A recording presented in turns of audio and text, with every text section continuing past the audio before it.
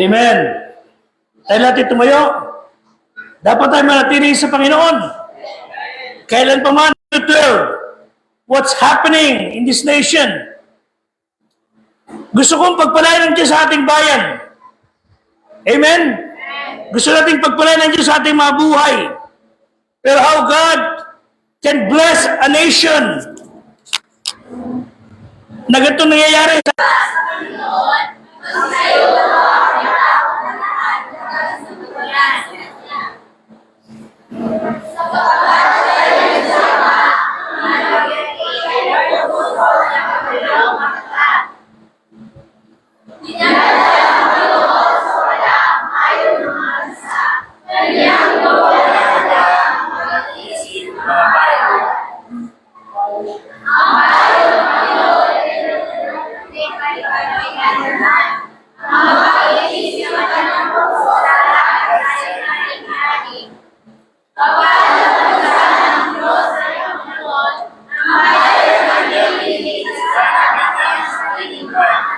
tayo magsipo.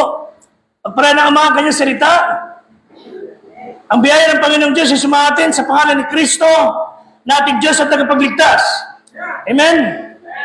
Ang ating bayan ay mapalad. Walang duda. This is a blessed nation. Bakit to? Mapalad ang bansa na ang Diyos ay ang Panginoon. Ang Panginoon natin ay si Kristo. Ang bayan na kanyang pinili sa ganang sariling mana. Ngunit what is happening in this nation?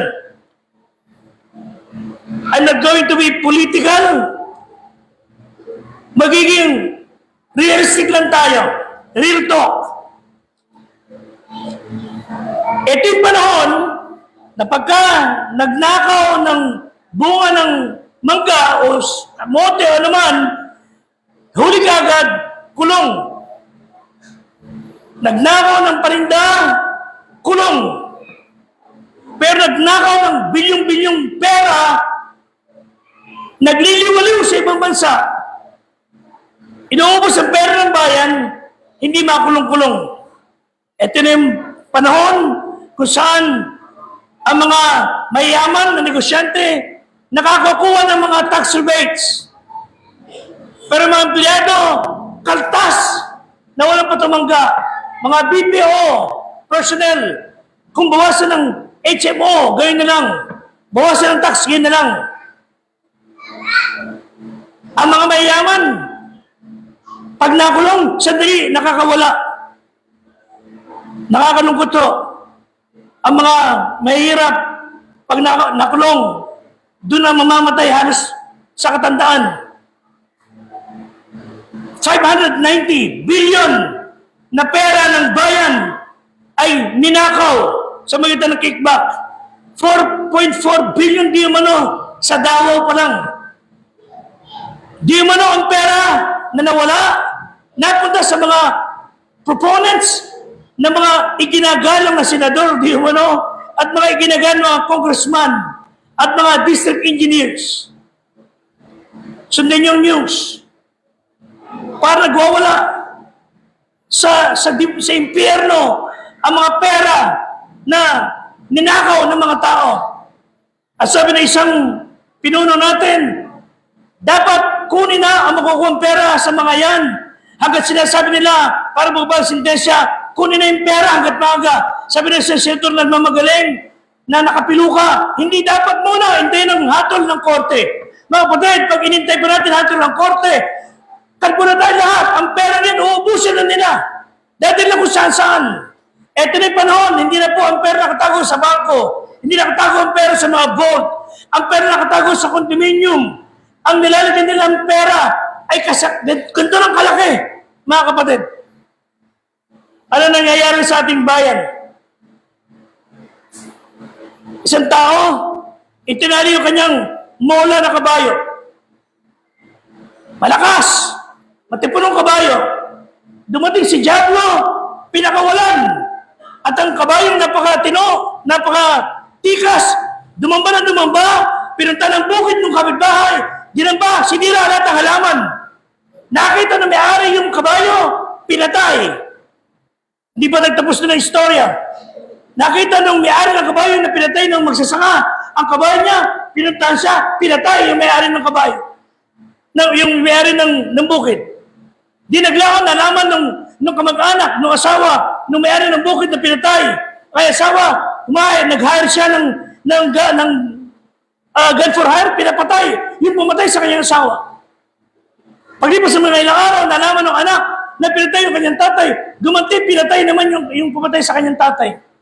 Hanggang sa nagkarat na ang patayan. Ang mga tao sa paligid, nag-aalala, nagtataka at walang malaman kung ano gagawin.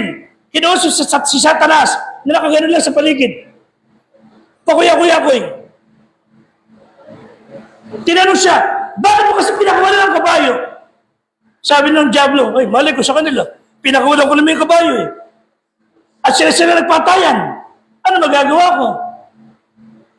Sila nagpatayan on their own. Ako nagpakawalan ng kabayo, pero sila nagpatayan ng kanyang sariling pasya. Mga kapatid, minsan, isipin natin, huwag natin sisiran ng Diablo sa kasalanan tayo ang may gawa. Ang ulan galing sa Diyos, ang baha gawa ng tao. Ninapastangan ng bayan, pinaraan ng kung sino-sino, pinagbigyan ang mga kapritsyo ng mga mambabatas. Mismo diniliver sa mga bahay. Nakakalungkot na bayan. pinagpasasaan ng mga buhong ng mga magnanakaw. Ninanais natin ating bayan ay manatili sanang makadiyos. Tayo po ang the only Christian nation in Asia. Pero paglagpag pa lang ng ating mga maleta, bulat-lat na, wala na lahat ng mga gamit.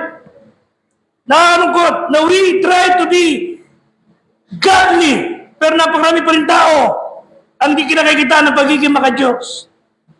Kaya sabay po, maraming mga Kristiyano, so-called mananampalataya, pagpunta rin sa church, wala namang kaberya, walang emergency, wala naman. Kinakatigasan pa nila ang magpunta sa simbahan. Hindi nagbabasa ng Bible, hindi nagpa-pray bago kumain. Hindi nagmamano, hindi nagpupukay sa mga magulang. So-called Christian, hindi nakikitaan ng paggalang sa paaralan, sa bahay. Kung paano ginamit ng Diyos sa mga Kristiyanong tunay para itatag ang mga iglesia ng Panginoon, ang mga Baptist churches. Ang diablo rin naman ay gumagamit ng mga ungodly men and women para wasakin ang pundasyon. Tulungan tayo ng Diyos mga kapatid na ang ating mga anak hindi palakihin sa kami ng iba. Ngayon, ang panahon na pagka ang ating mga anak ay medyo nasaktan na magulang, pupunta ka ng DSWD, kukunin ang anak mo sa iyo. Mga kapatid, sabi ng isang tao, it takes a village to raise a child. Hindi ho, para magpalaki ng mga anak na matino, it takes godly parents. Kailangan matinong magulang ang magpalaki sa mga anak para ito ay maging matinong mga anak. May koso po ba ako? How can we expect na titino ang batang yan na siya pa pinabibili ng tatay ng syoktong? Oh, mayroon pa bang syoktong? Siya pa pinabibili ng gin. O, halika Pedro, bili ka ng gin. Bilisan mo ha. Punta naman yung bata doon, pabubuksan, tutunggayin na. Pagdating ng tatay, ito na po anak ko. Halika ito Pedro, bili ka ng sigarilyo. Malboro ha. Punta ron. Ang mga bata, bubuksan, sisindihan na. Paano tiniro itong batang ito? Magulang! Ano pa si Muno? Mga kapatid, minsan na masakit noon. Dahil sa barkada masama, ang tino na magulang, pero maanak, dahil sa paging uto-uto, nakikinig sa barkada, inuman, barkadahan, mga kapatid, walang susot ang gubat ang bayan ito, kundi lababo at pusali, babuyan. Dahil maraming tao nagpapauto sa demonyo. Walang galang sa magulang, walang galang sa Diyos. Dalawang bagay na negatibo and one positive item. What's happening in our country because of corruption? Tira po ang Bible, Matthew 15:19. Mabilis lang, Matthew 15:19 na nabasa.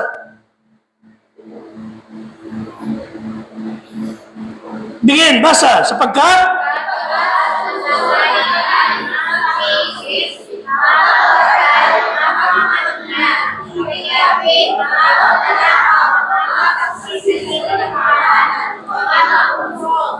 Chapter 9, verse 4.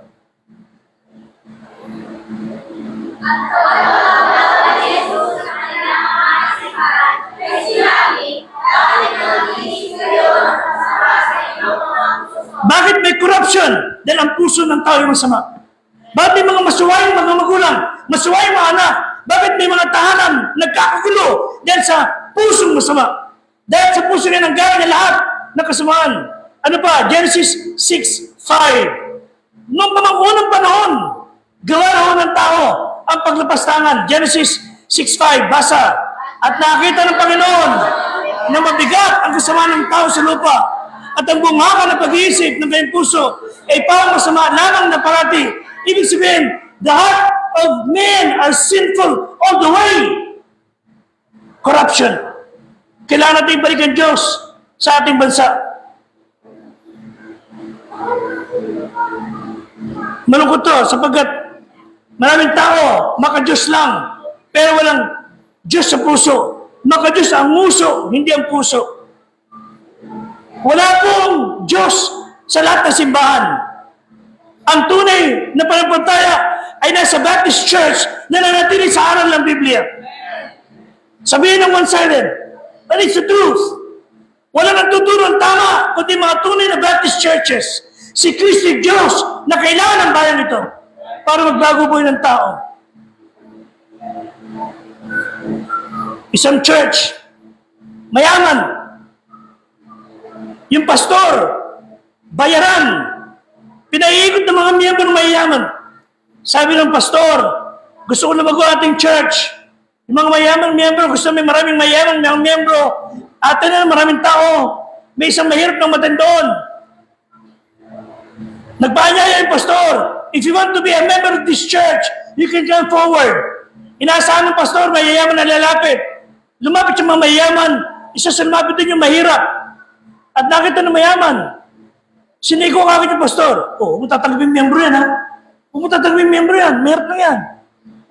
Magamat lumalaman ng pastor, huwag ka magkalala. Ako bahala. Pagkatapos sa service, kinausap ng tao ng pastor, yung baba, yung tao. At sabi ng pastor, nakita ko lumapit ka sa harapan, anong sadya mo? Gusto ko pong magkikaad ng yung church. Hindi ba sabi ng pastor, kasi hindi kasi para sa yung paanyaya, lumapit ka kasi. Hindi, kapatid, ganito. Ipag-pray mo. Kung gusto ng Diyos, mag-miyembro ka rito. Hindi rin masabi, bawal, ang mahirap. Sige, pastor, pag-pray ko. Doon ko siya pastor, umuwi lalaki. Sumunod Sunday, wala yung tao. Doon ko siya pastor, pinuntahan yung lalaki rin sa bahay, katok siya. Mayat na yung bahay, barong-barong. Kapatid, napunta ako rito dahil gusto kong kumustahin ka. Nakukonsensya ka kasi. Napansin ko, hindi ka na nag-attend sa church. Oo, pastor, nagpe-pray ako eh. Kung ano tugon ng Diyos para umanib ako sa inyong church. Ano sabi ng Diyos sa'yo? Alam mo, sabi sa akin ng Diyos, pastor, huwag ka na magpumilit mag-member dyan. Ako hindi makapasok dyan eh.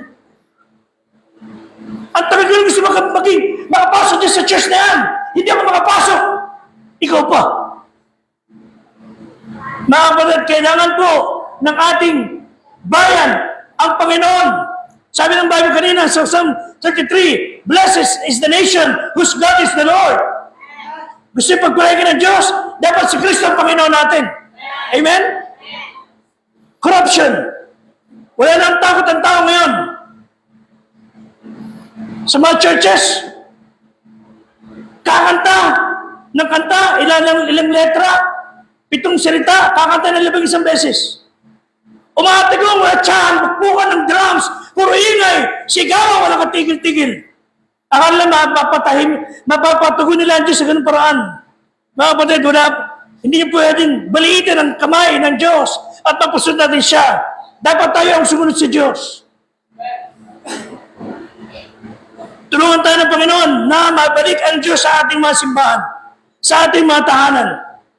Okay, pangalawa, hindi lamang corruption. Pangalawa, in the citizenry, pangalawa, corruption in the churches mismo.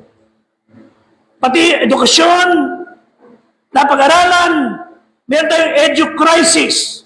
May mga teacher tayo rito, and they could testify. Hindi na sila makapagturo ng matino. Bakit? Puro-puro kung ano nang pinagagagawa ng ating mga pinuno.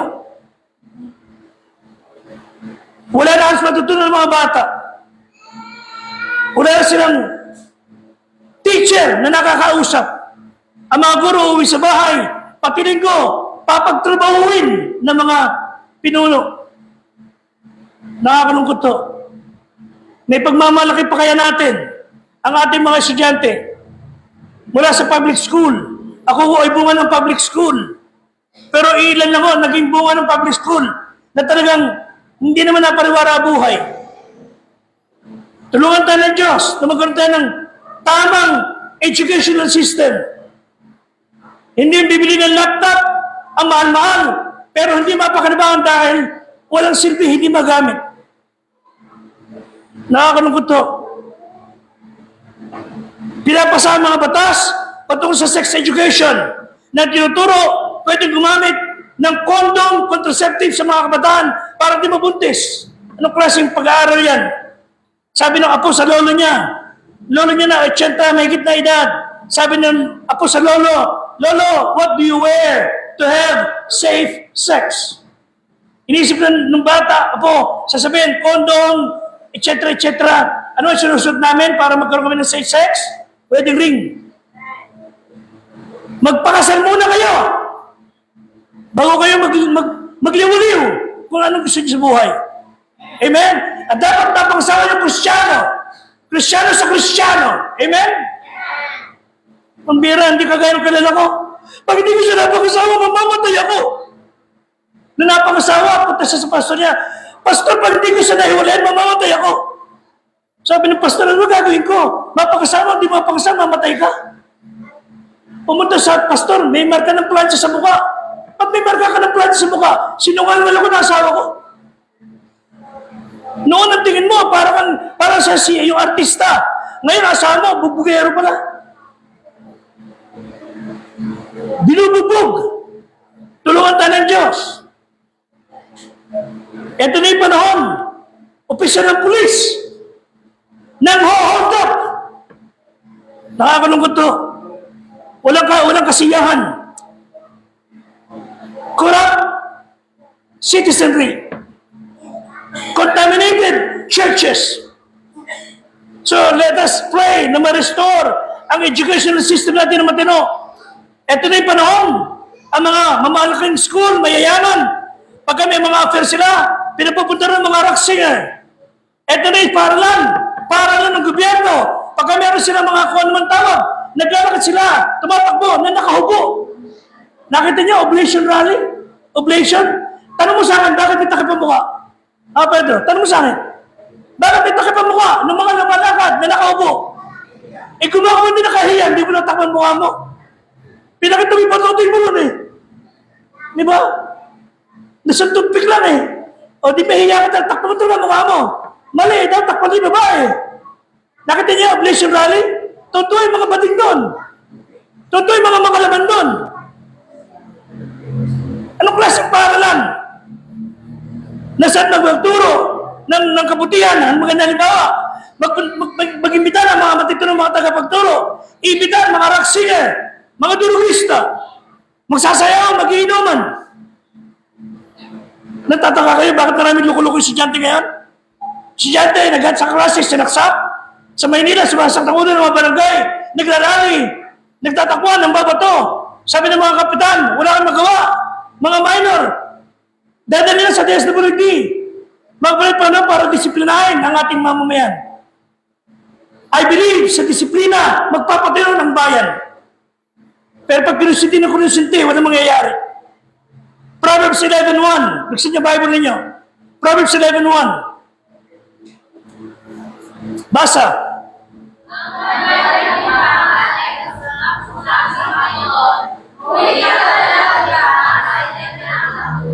Hindi lang mga kabataan, mga pabayang magulang. Negosyo. Anong klase negosyo meron ngayon? Timbangan niyo may pandaraya. Nagtitinda, may mga pandaraya. May mga negosyo kayo, hinalo ng pandaraya. Ang timbangan, may pandaraya. Hindi pa nakailalapag din yung bagay, umandar ni metro. Di ba? May ganun eh. 16:11. Ano sabi ng Bible? 16:11. Basa.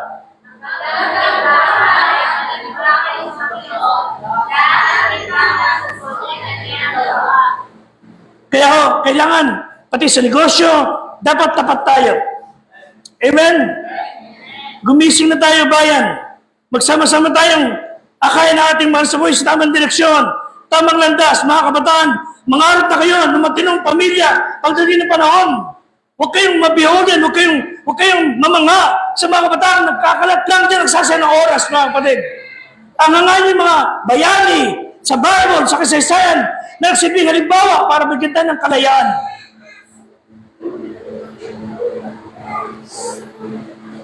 Tumulong tayo sa pagpapatino ng bayan. Not only corruption and deceive citizenry, contaminated churches, and then this is the cure and the last.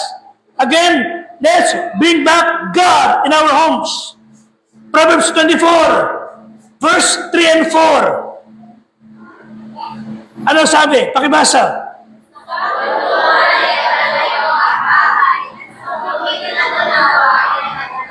Natatayo ang bahay sa pamamagitan ng kaalaman. Ito pa, 24 verse 27. Ito prinsipyo. Basa.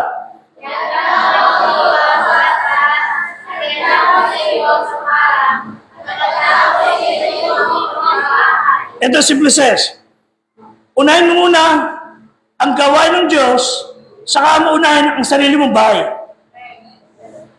Pag inuna natin ang gawain ng Diyos, pinaganda natin ang gawain ng Diyos, inayos ang pisikal, at lahat ng bagay sa gawain ng Diyos, God will help you establish your own house. Unahin natin ang Diyos, prinsipyo yan. Matthew 6:33, at saka mo itayo ang iyong bahay.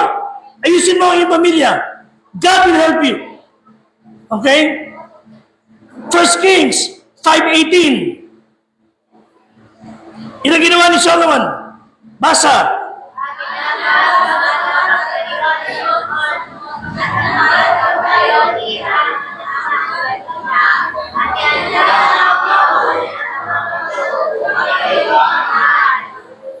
Unahin natin ang Diyos, God will help you build your house, your family. Meron man tayong magandang paaralan, may magandang man tayong mga gusali, pero pag natututunan ng bata, ay konting aral lang, at maraming bata, naglalaro lang, naglalakwat silang walang silbi.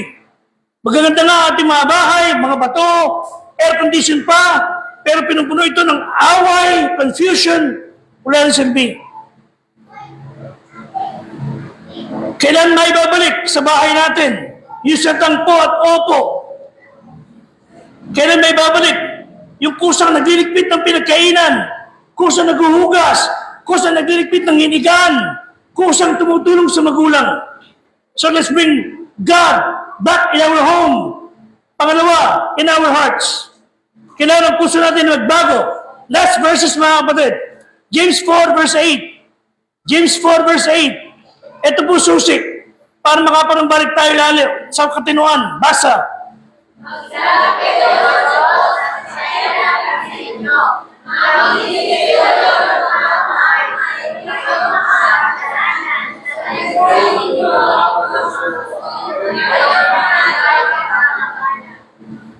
You see, magsilapit tayo sa Diyos. Walang ibang paraan.